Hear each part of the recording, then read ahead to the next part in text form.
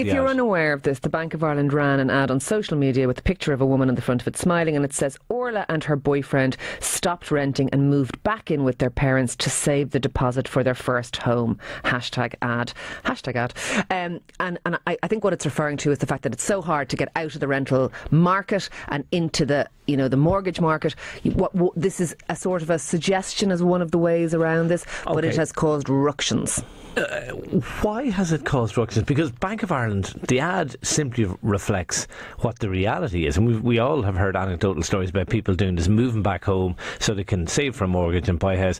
The ad simply reflects that. So why are people getting so outraged? I think, in fairness, and you and I both heard our newsroom this morning, who would all be the sort of age maybe who are going for their first homes.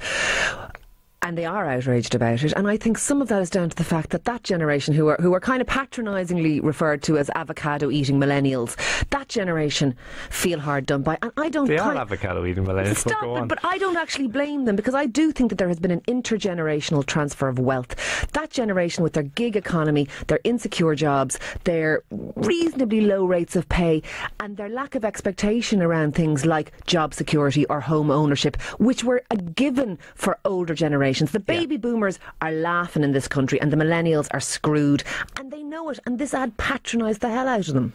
Yeah, look, I think you're absolutely right. I mean, they are the generation that took the biggest hit during the economic crash. I think the point you make about the lack of security of their jobs and so on is true. Again, I have to come back to it though. Bank of Ireland's ad just simply reflected the reality. Are people not too quick to have outrage and anger at everything nowadays? Wasn't it also making kind of the suggestion that this couple were getting it right, and here's the thing that you can do? And I can say this because my parents are both dearly departed at this point.